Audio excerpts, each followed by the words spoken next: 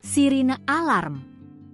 KKB nekat serang guru, Komnas HAM ditunjuk. Direktur Merah Pusaka Strategik Indonesia, MPSI, Nur Ashari, mengutuk aksi yang diduga dilakukan kelompok kriminal bersenjata, KKB, atau OPM Kodap 16 Yahukimo kepada seorang guru bernama Franky di lingkungan sekolah Yakpesmi, Distrik Dekai, Kabupaten Yahukimo, Papua Pegunungan. Dalam keterangan kepada wartawan, Senin, 9 Februari 2026.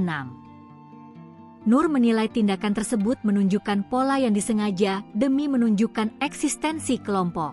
Ia mendesak Komnas HAM dan Kementerian Hak Asasi Manusia untuk segera turun langsung ke Yahukimo guna melakukan penyelidikan independen dan menyeluruh. Ia juga meminta pemerintah memperkuat perlindungan terhadap tenaga pendidik dan masyarakat sipil di wilayah rawan konflik Papua agar kejadian serupa tidak kembali terulang.